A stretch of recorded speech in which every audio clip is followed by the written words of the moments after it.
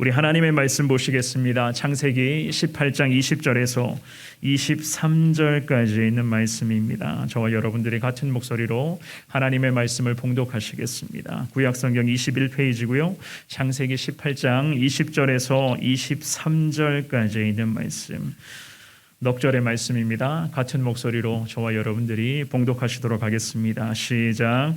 여호와께서 또 이르시되 소돔과 고모라에 대한 부르짖음이 크고 그 죄악이 심히 무거우니 내가 이제 내려가서 그 모든 행한 것이 과연 내게 들린 부르짖음과 같은지 그렇지 않은지 내가 보고 알려 하노라.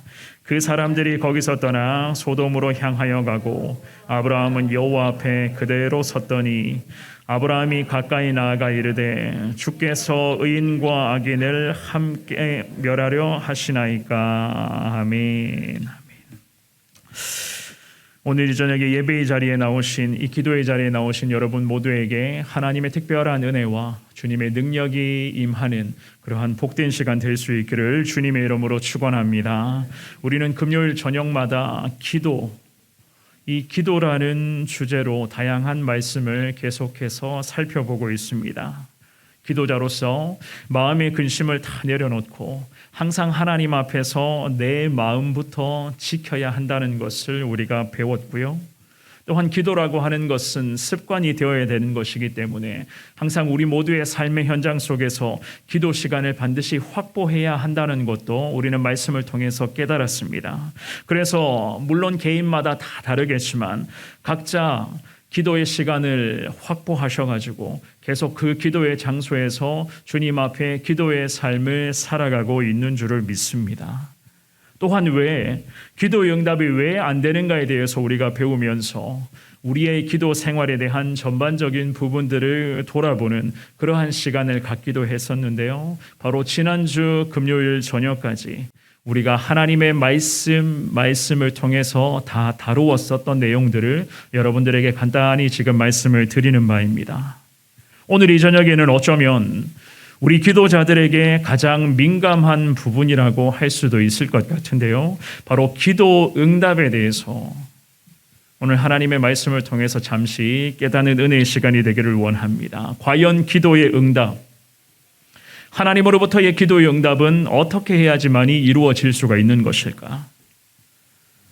도대체 언제까지 기도해야 이 기도의 제목에 대한 응답을 우리가 경험할 수 있을 것인가? 물론 저도 그렇습니다만은 여러분들도 아마 이런 생각들을 많이 해보셨을 것 같습니다. 어쩌면 오늘 이 저녁에도 성전에 기도하러 오시면서 예배를 드리며 오시면서도 이러한 생각을 갖고 오셨을 것 같습니다. 도대체 우리 주님 언제까지 내 기도에 응답하지 않으시고 기다리시고만 계신가? 하나님께서 내 기도는 듣기는 듣고 계시는 것일까? 언제쯤 되어야지만이 우리 주님이 나의 기도에 응답의 축복을 허락하실 것인가? 오늘 예배에 나오신 사랑하는 여러분, 우리 하나님은 다 듣고 계시는 하나님이신 줄 믿습니다. 그뿐만이 아닙니다. 이미 우리의 모든 사정과 상황들과 저와 여러분들이 가지고 있는 여러 가지의 그런 마음들을 우리 하나님께서는 다 알고 계시는 하나님이신 줄 믿습니다. 저와 여러분들의 그런 마음속 깊은 곳에 우리의 마음속 깊은 곳에 자리 잡고 있는 간절한 기도의 제목들, 그 간절한 기도의 제목으로 언제부터 우리가 기도하고 있었는지, 또한 하나님 앞에 계속해서 기도하면서 기도자인 우리의 마음의 그런 모든 깊은 곳까지 하나님께서는 다 감찰하시고 계시는 하나님이십니다. 그러므로 하나님께서는 기도자인 우리 모두가 다 끝까지 포기하지 않고 전심으로 주님 앞에 기도하기를 바라고 계시는 우리 하나님 아니시겠습니까? 우리를 향한 하나님의 마음이 바로 이러한 마음이 아니겠습니까? 그렇다면 우리 입장에서는 과연 어떻습니까? 저와 여러분들이 생각할 때에 좋은 기도라고 하는 것은 과연 어떠한 기도라고 생각하십니까? 물론 응답받는 기도가 우리에게는 가장 위대한 기도요, 최고의 기도요, 제일 좋은 기도라고 생각될 것입니다. 그런데 이것이 참 어렵다는 것을 제가 굳이 설명드리지 않아도 잘 알고 계실 것 같습니다. 응답받는 기도를 주님 앞에 매 순간 올려드려야 되는데 하나님의 응답, 그 응답의 은혜를 우리가 항상 누리기를 원하며 계속해서 기도의 자리에서 주님 앞에 엎드리며 살아가야 되는데 이것이 참 어렵습니다. 왜 어려울까요? 왜 어려운 것 같습니까? 기도 시간을 확보하는 것 자체가 어렵습니까? 아니면 삶이 너무 분주하고 바쁘다 보니까 기도하는 것 자체가 우리들에게는 참 부담스럽기 때문에 기도가 어렵습니까? 아니면 기도해야 될 제목들이 참 많이 있긴 한데 기도의 능력이 부족하여서 기도의 시간이 너무 짧아서 기도하는 것 자체가 때로는 부담이 되기 때문에 어렵습니까? 물론 이러한 이유들도 어쩌면 기도자인 우리들에게 문제의 원인이 될 수는 있을 것 같습니다. 워낙에 우리의 삶이 바쁘고 피곤하고 분주하기 때문에 그런 것 아니겠습니까? 더욱이 기도하는 사람의 입장에서 언제 하나님으로부터의 응답이 임하게 될지 전혀 예측할 수 없기 때문에 기도하는 우리의 입장에서는 참으로 기도라고 하는 것이 어렵고 부담스럽게만 느껴질 법일 것입니다. 오늘 이 귀한 말씀을 통해서요, 저와 여러분들은 기도의 사람을 만날 수가 있는데요, 끈질기게 기도했었던 한 사람을 우리가 만날 수가 있습니다. 그 사람은 바로 아브라함이라고 하는 이름을 가진 믿음의 사람이었습니다.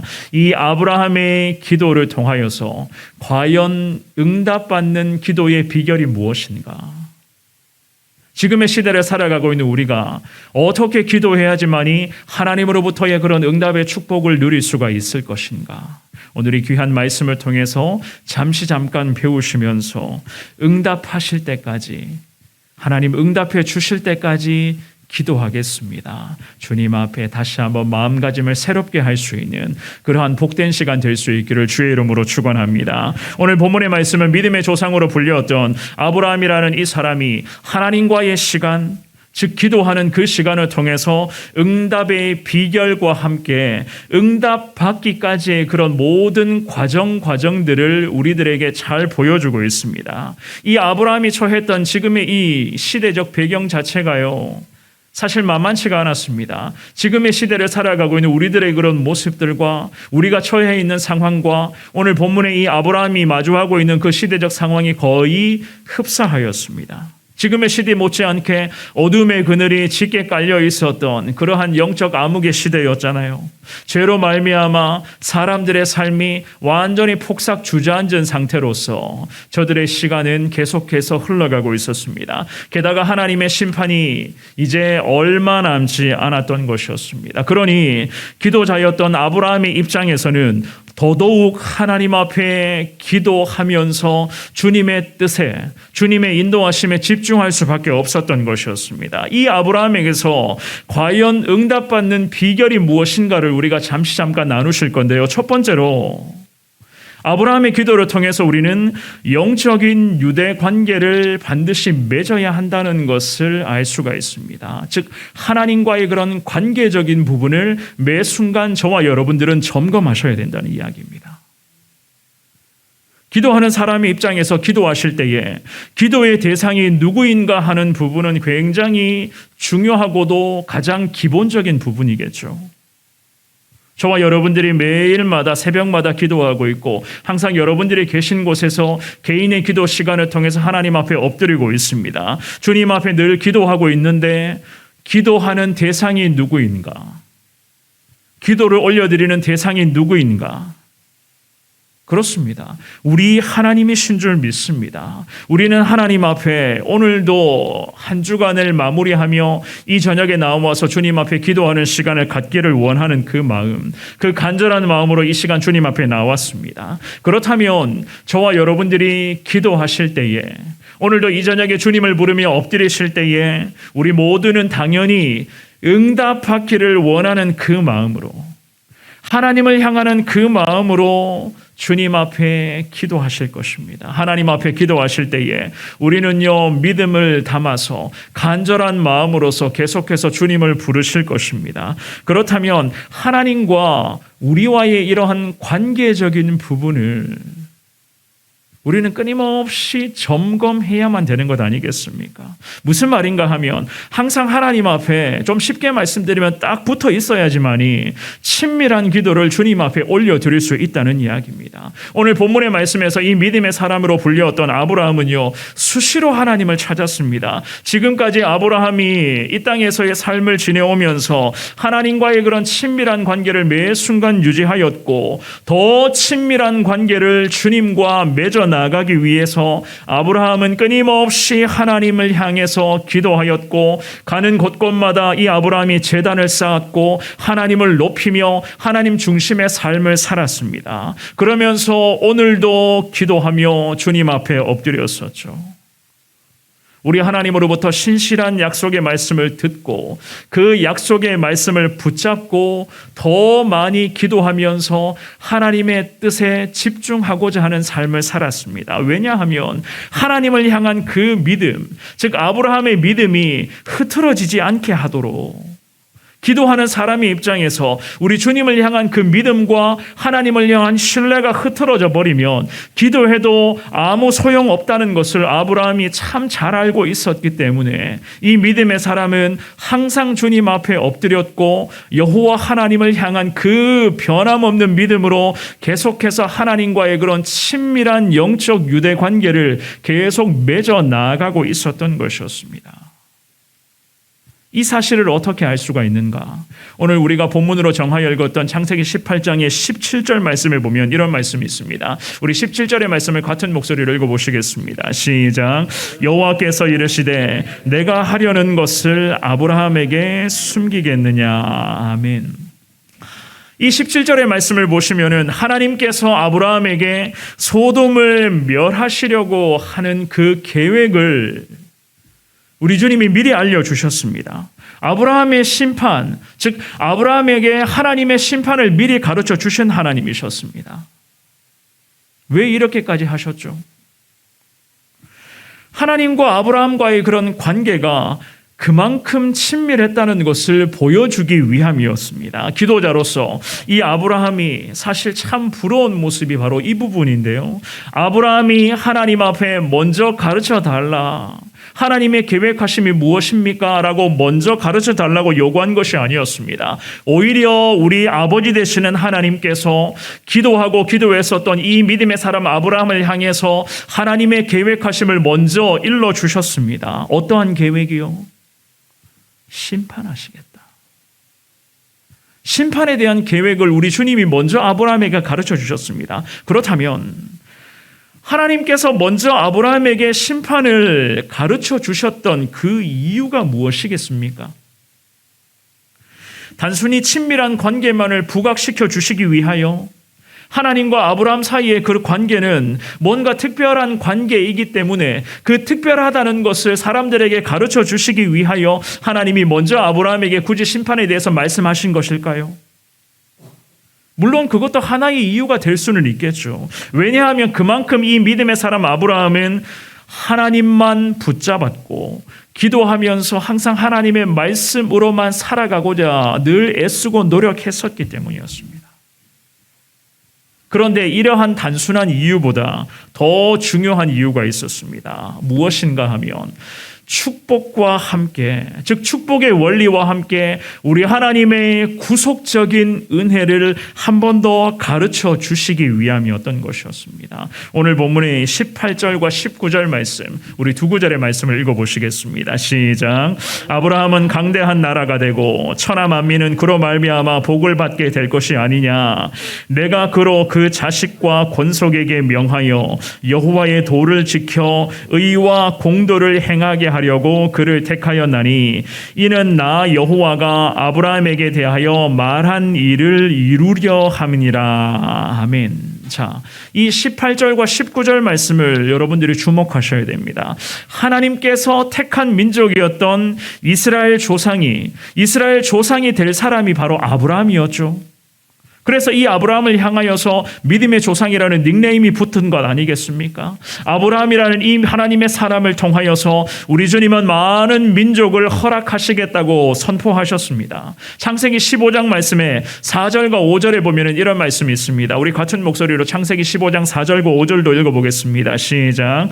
여호와의 말씀이 그에게 임하여 이르시되 그 사람이 내 상속자가 아니라 내 몸에서 날짜가 내 상속자가 되리라 하시고 그를 이끌고 밖으로 나가 이르시되 하늘을 우러러 뭇별을 셀 수 있나 보라. 또 그에게 이르시되 내 자손이 이와 같으리라. 아멘.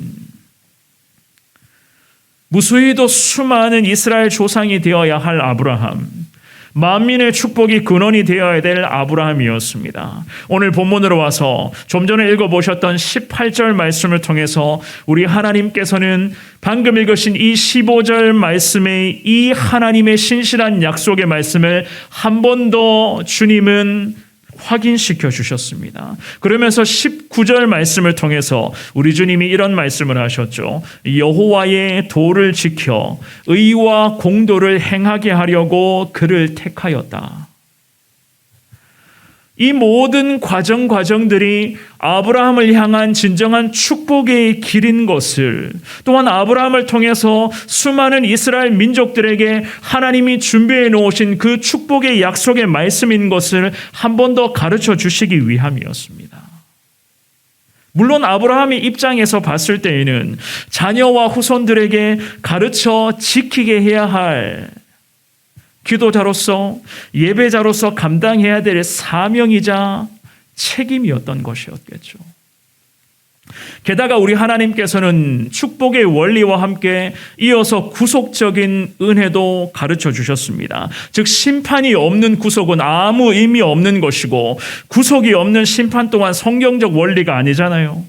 우리 하나님께서는 구속과 심판 그리고 축복과 저주의 이 두 길목을 아브라함에게 다시 한번 말씀으로 드러내 보여주심으로써 소돔과 고모라의 멸망을 샘플로 삼아 축복받는 구속의 길로 기도하며 엎드리는 믿음의 삶을 살아가야 한다라고 한 번 더 가르쳐 주시기 위하여 우리 하나님께서는 아브라함에게 미리 주님의 심판에 대한 경고를 먼저 주님이 아브라함에게 일러 주셨던 것이었습니다.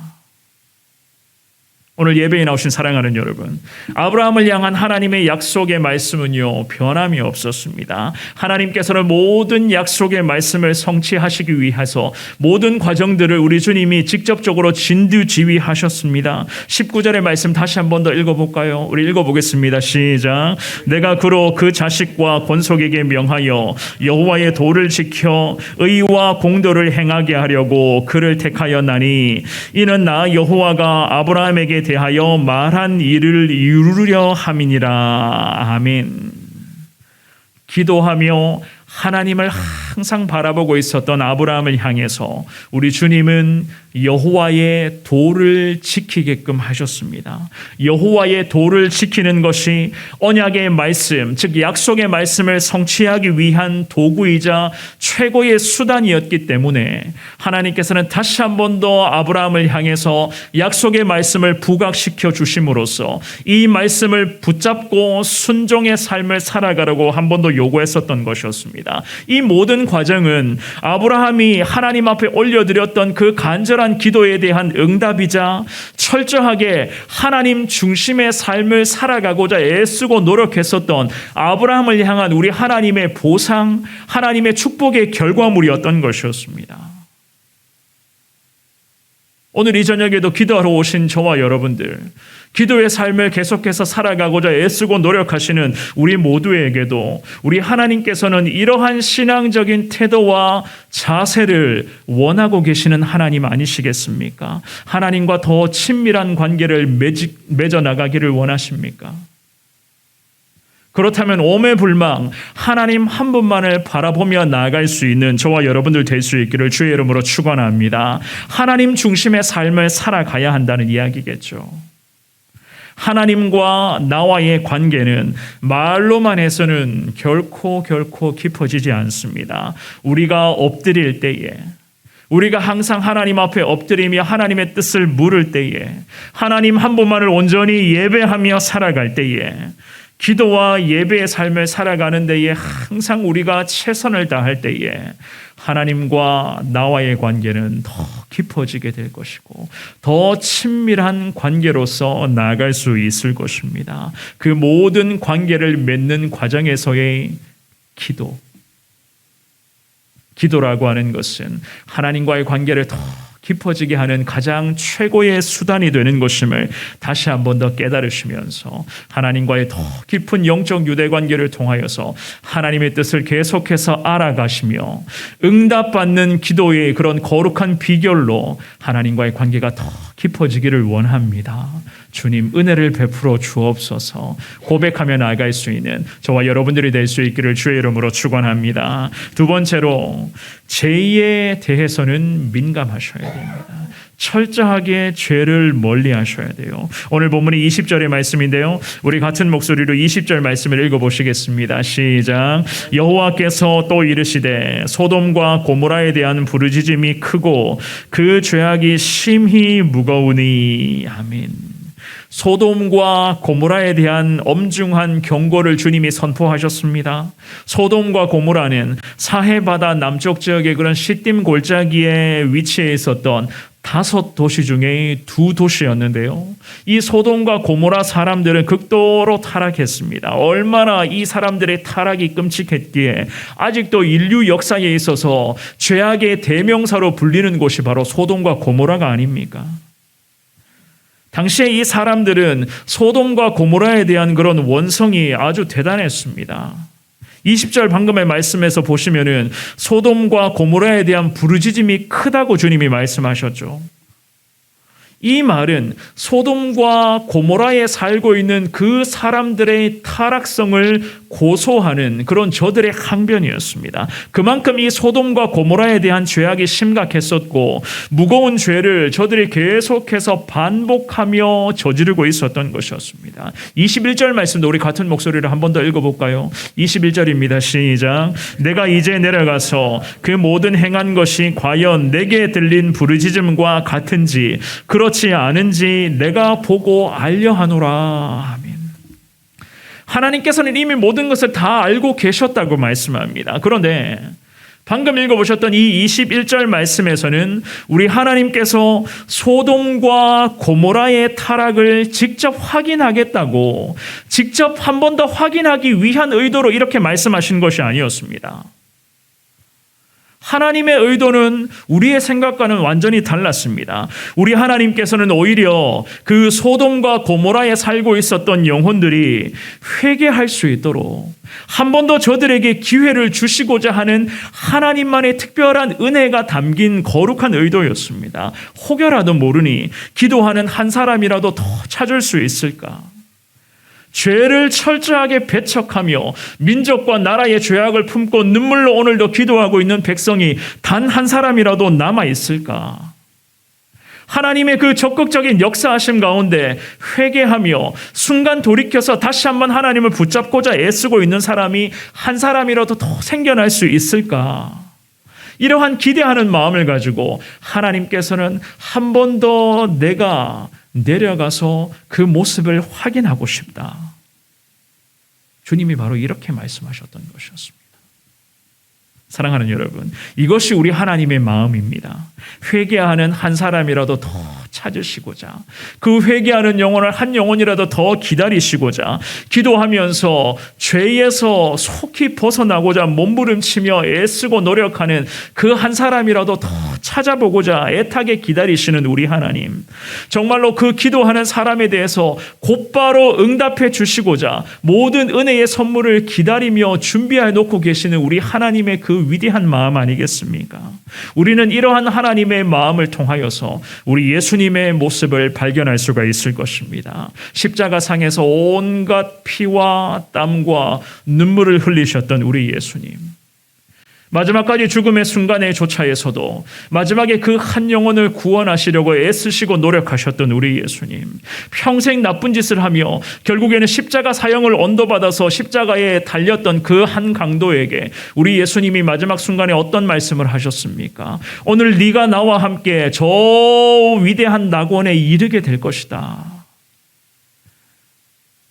죽음의 순간까지도 그 한 영혼을 복음으로 살려주시며 그 영혼을 거두어 주셨던 우리 예수님의 모습 아니셨습니까? 오늘 본문의 말씀에서 소돔과 고모라에서 마찬가지였습니다. 기도하며 우리 하나님의 도우심을 애타게 바라고 있었던 단 한 사람, 그 한 사람이라도 더 찾아주시기 위하여 우리 주님이 또 기다리시며 기다리셨습니다. 오늘 본문의 23절 말씀인데요, 우리 같은 목소리를 한 번 더 읽어볼까요? 자, 시작. 아브라함이 가까이 나아가 이르되 주께서 의인을 악인과 함께 멸하려 하시나이까. 아멘.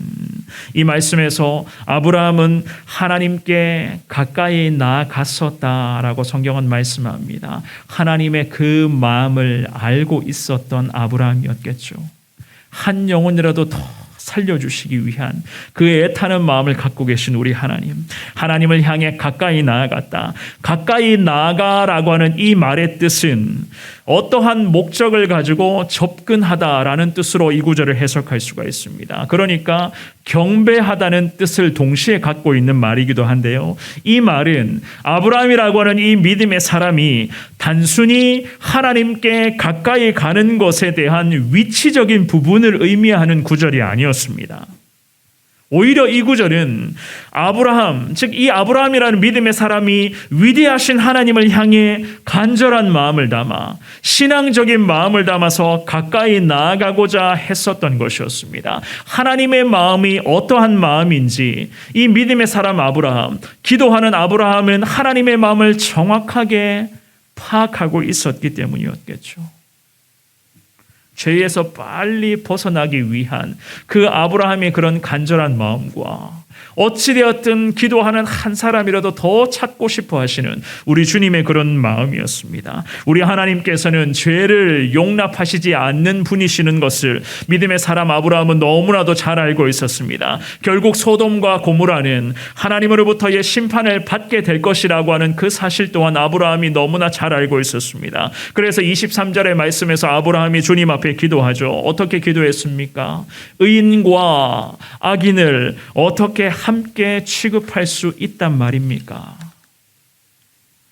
이 23절 말씀에 기록된 아브라함이 말하고 있는 의인은 누구이고 악인은 누구이죠? 우리는 이것을 정확하게 구분하셔야 됩니다. 그래야지만이 기도 응답의 비결, 즉 죄를 철저히 싫어하시는 하나님이라는 것을 알 수가 있는데요. 자, 누구이겠습니까? 이 아브라함이 말하고 있는 의인은요, 그곳에 살고 있었던 조카 롯이었습니다. 그리고 악인이라고 하면 소돔과 고모라의 모든 사람이었습니다. 아브라함이 하나님 앞에 기도하며 묻습니다. 같이 취급할 수 있습니까? 같이 취급해도 된단 말입니까? 자, 이 말은 기도하는 사람, 즉 아브라함이 하나님을 향한 간절한 마음이었습니다. 조카 롯을 향한 그 영혼 사랑하는 그 마음을 아브라함이 이렇게 표현을 했었던 거겠죠. 이미 롯이라는 그 조카는요, 아브라함, 즉 삼촌이었던 아브라함의 마음을 아프게 했었던 전과가 있는 사람 아니었습니까? 삼촌이었던 그런 아브라함보다 먼저 좋은 땅을 택하여서 가버렸습니다. 그가 택한 땅이 바로 소알 땅, 지금의 이 소돔 땅이었잖아요. 죄가 가득한 그 소돔 땅에서 그래도 하나님을 향해서 믿음 지키며 죄를 철저히 멀리하며 항상 하나님 앞에 기도하며 살아갔었어야 되는데 조카 롯도 그러지를 못했습니다. 그때 아브라함이 기도하였습니다. 이 불쌍한 영혼을 살려달라. 조카 롯을 살리기 위해서 하나님 앞에 아브라함이 기도하기를 시작합니다. 그러면서 왜 의인과 악인을 같이 취급하십니까? 거룩한 의분을 담아서 주님 앞에 간절하게 기도하고 있었던 아브라함이었겠죠. 한 영혼을 죄의 구렁텅이에서 끄집어내고자 하는 그러한 마음으로 주님 앞에 엎드렸습니다. 우리 하나님을 향해 따져 묻지도 않았습니다. 영혼 구원이 너무 시급한 문제였기 때문에 하나님 앞에 가까이 나아가서 간절하게 기도하고 부르짖습니다. 기도하니까 우리 하나님이 아브라함의 기도에 응답하셨죠. 어떻게 응답하셨습니까? 창세기 19장 29절 말씀을 보면 이런 말씀이 있습니다. 우리 이 말씀을 같은 목소리로 읽어보시겠습니다. 시작. 하나님이 그 지역의 성을 멸하실 때에 곧 롯이 거주하는 성을 엎으실 때에 하나님이 아브라함을 생각하사 롯을 그 엎으시는 중에서 내보내셨더라. 아멘. 아브라함을 생각하신 하나님이셨어요. 아브라함의 기도를 하나님이 기억하셨다는 거겠죠. 조카 롯을 위해서 간절하게 부르짖었던 그 아브라함의 기도에 우리 하나님이 어떻게 하셨다고요? 모든 것을 심판하시며 뒤엎는 과정 속에서 그 롯 한 영혼만을 주님은 끄집어내셨다. 그렇습니다. 사랑하는 여러분, 기도하는 사람은 죄에 대해 철저히 민감해야 하는 사람들임을 믿습니다. 기도하는 사람들, 평생 기도자로 살아가기를 원하신다면 저와 여러분들 철저하게 죄를 멀리 하셔야 됩니다. 죄에 대한 타협의 여지를 두어서도 안 됩니다. 나뿐만이 아니라 우리 가족들과 우리 자녀들 그리고 모든 주변 사람들도 죄와 동떨어진 삶을 살아갈 수 있도록 저와 여러분들이 아브라함이 가진 그 영혼 사랑의 마음을 담아서 날마다 주님 앞에 기도해야 될 줄 믿습니다. 우리 하나님께서는 죄를 멀리하고자 하는 그런 절박하고도 저와 여러분들의 간절한 기도에 하나님은 반드시 응답하실 하나님이십니다. 그렇기 때문에 먼저는 나 자신을 주님 앞에 철저히 정결케 가꾸시며 항상 우리의 가족들, 사랑하는 자녀들의 삶을 들여다보시며 하나님 앞에 기도하시면서 정결한 삶이 되게 하여 달라. 아무리 이 땅에서의 삶이 힘들고 고달프다 할지라도 세상을 따라가는 삶이 아니라 하나님의 말씀만을 따라가는 믿음의 삶이 되게 해달라. 하나님 앞에 간절하게 기도하시면서 평생 기도의 삶을 통해서 죄와 싸워 승리하시는 우리 모두가 될 수 있기를 주의 이름으로 축원합니다. 마지막입니다. 끈기와 겸손으로 기도하라고 주님이 말씀하십니다. 끈기와 겸손이죠. 24절 말씀인데요. 우리 같은 목소리로 24절의 말씀을 읽어보시겠습니다. 시작. 그 성중에 의인 50명이 있을지라도 주께서 그곳을 멸하시고 그 50의인을 위하여 용서하지 아니하시리까. 아멘. 아브라함은 의인 50명을 언급하며 주님 앞에 기도를 이어갑니다. 당시 소돔 땅의 인구는 굉장히 비옥한 그 성읍이었던 것을 고려한다면 그 땅의 인구는 꽤 많았을 것입니다. 그 중에서도 50명을 먼저 언급했죠. 이 50명이라는 숫자는요, 어떻게 보면 참 작은 숫자고 또 어떻게 보면 참 부담이 되는 숫자일 수도 있었을 것 같습니다. 그럼에도 불구하고 이 믿음의 사람 아브라함은 이렇게 이 50명의 인원을 먼저 주님 앞에 고백하면서 소돔 땅을 용서해달라, 불쌍히 여겨달라고 주님 앞에 기도합니다. 그렇게 기도했었던 이유는 바로 의인 50명이라도 크게 생각해 주시는 우리 하나님의 무한하신 긍휼을 아브라함이 믿고 확신했었기 때문이었습니다. 26절 말씀도 우리 한번 읽어볼까요? 26절의 말씀입니다. 시작. 여호와께서 이르시되 내가 만일 소돔 성읍 가운데서 의인 50명을 찾으면 그들을 위하여 온 지역을 용서하리라. 아멘. 아브라함의 기도에 대한 우리 하나님의 응답이셨습니다. 주님은 어떻게 하신다고요? 온 지역을 용서하리라. 지역을 용서하겠다라고 하는 이 마지막 구절 앞에 온이라고 하는 말이 딱 붙어 있습니다. 무슨 말입니까? 이것이 우리 하나님의 마음이었습니다. 다 용서하겠다. 다 긍휼을 베풀어 주시겠다. 온 지역을 용서하겠다라고 하는 이 말은 역시나 우리 예수님을 미리 예표하는 이러한 구절이기도 하겠죠. 예수님 한 분으로 말미암아 우리 하나님께서는 이 땅의 모든 영혼을 이미 다 용서해 주셨습니다. 이것이 바로 하나님의 마음이었겠죠. 이 하나님의 마음을 너무나도 잘 알고 있었던 기도의 사람 아브라함은요, 계속 주님 앞에 기도하며 아뢰입니다. 5명이 모자라면 어떡합니까? 주님이 곧바로 대답하시죠. 45명을 찾으라. 이런 식으로 40명, 30명, 20명, 10명까지 아브라함이 계속 기도하며 주님 앞에 엎드리고 있습니다. 10명으로 말미암아 우리 주님이 멸하지 않겠다고까지 말씀하셨습니다. 맞습니다. 소돔과 고모라에는 기도하는 사람, 즉 믿음으로 살아가는 사람이 안타깝게도 10명조차 없었습니다. 이것이 소돔과 고모라의 현실이었어요.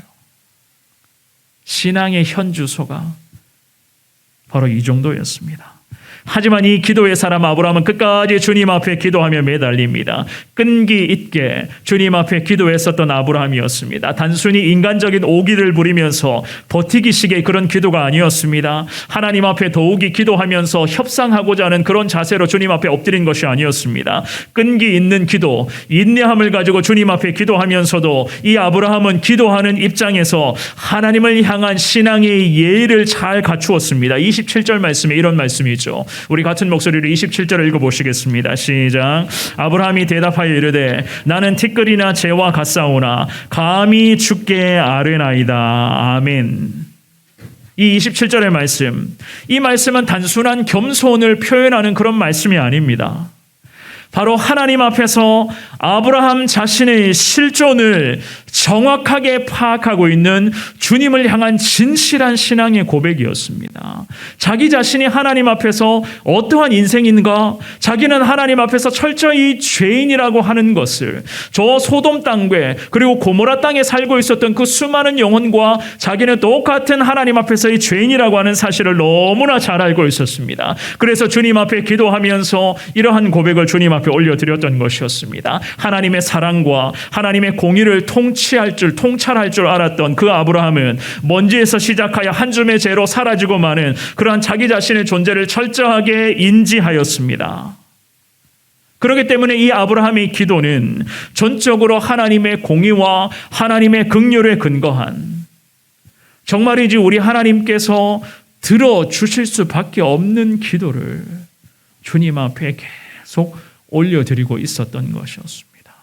끈기를 가지고 인내하면서 우리 주님 응답해 주실 때까지 겸손과 정직함의 모습으로 주님 앞에 간절하게 기도했었던 이러한 아브라함이었죠. 그렇다면 이 아브라함이 왜 이렇게까지 기도하였을까요? 굳이 왜 이렇게까지 기도했습니까? 기억하셔야 됩니다. 영혼 구원이라는 간절한 목표가 있었기 때문에 이 아브라함은 이렇게까지 기도하고 또 주님 앞에 엎드렸던 것이었습니다. 조카 롯이, 그 조카 롯의 영혼이 너무 불쌍했기 때문이었어요.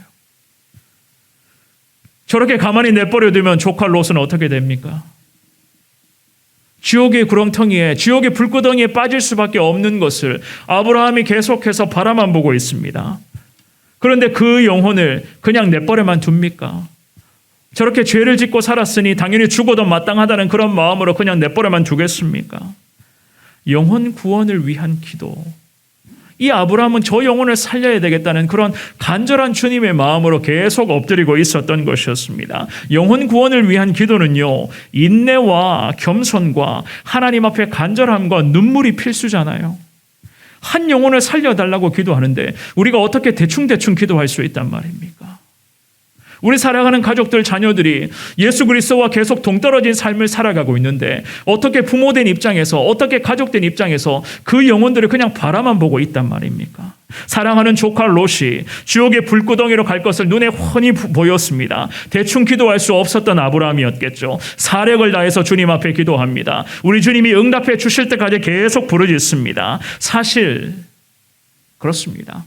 영혼을 위한 기도, 한 영혼을 품고 그 영혼을 살리는 생명의 기도를 기다리시는 분은요, 정작 우리 하나님이셨어요. 오히려 우리 하나님이 아브라함보다 더 인내하며 더 기다리며 또 기다리고 계신 우리 하나님 아니셨습니까? 말씀을 정리해 보고자 합니다. 기도자로서 사실 응답의 주인공이 되기를 원하고 있는데요, 만만치가 않습니다. 우리의 신앙생활 그리 호락호락하지 않습니다. 더욱이 기도 응답의 주인공으로 살아가겠다. 기도 응답의 주인공이 되는 비결 어렵습니다. 그렇지만 사랑하는 여러분, 기도 응답의 비결은요, 의외로 단순하다는 것을 우리는 성경을 통해서 분명히 확인할 수가 있을 것입니다. 기도하는 대로 응답이 되지 않더라도 우리는 오늘도 하나님을 향해 친밀함으로, 겸손함으로, 인내함으로 기도하시면 됩니다. 왜 그렇게 되죠? 우리 하나님은 살아계신 하나님이시잖아요. 오늘도 우리의 기도를 다 들어주시는 하나님이시잖아요. 분명히 기도할 때에 우리 하나님은 응답해 주시겠다고 이미 성경을 통해서 주님이 말씀하셨잖아요. 수많은 기도의 사람이 하나님의 기도하면서 하나님의 응답을 누렸고, 하나님의 그 기도의 능력을 통해서 하나님의 신앙의 위대한 선배들이 한평생 주의 나라를 위해서, 하나님의 영광을 위해서 살아갔잖아요.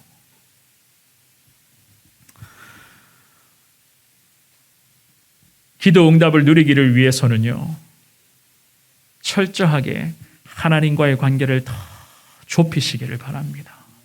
항상 하나님 중심의 삶을 살아가셔야 됩니다. 모든 상황 속에서 가장 먼저는 하나님이십니다. 우리가 이 마음을 놓쳐서는 안 될 것입니다. 너무나도 바쁘고 분주하십니까? 이 땅에서 삶이 정신없습니까?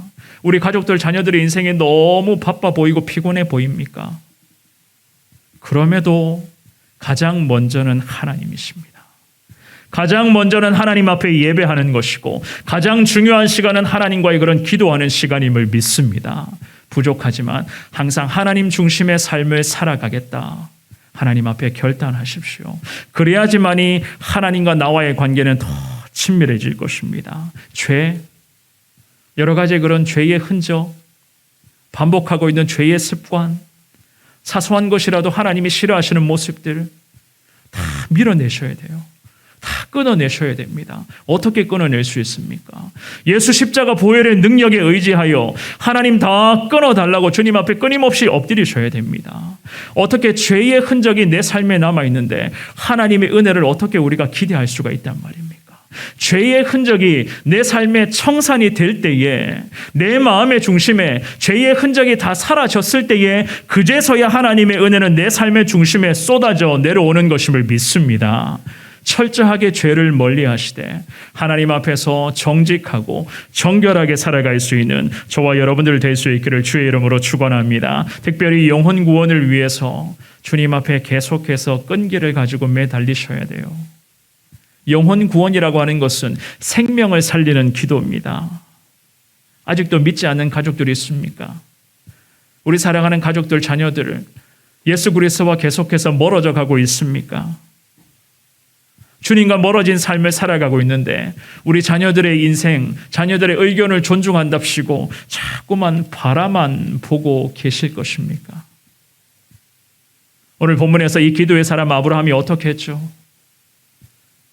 살려주실 때까지 기도했어요. 그 한 생명을 살리기 위하여 아브라함은 하나님 앞에 끝까지 엎드렸습니다. 우리 셀 가족들, 코로나 때문에 신앙생활 하고 있지 않는 셀 가족들 많이 있으시죠? 그냥 바라만 보고 계실 겁니까? 오기를 기다리고만 계실 겁니까? 하나님은 저와 여러분들의 기도를 기다리고 계실 줄 믿습니다.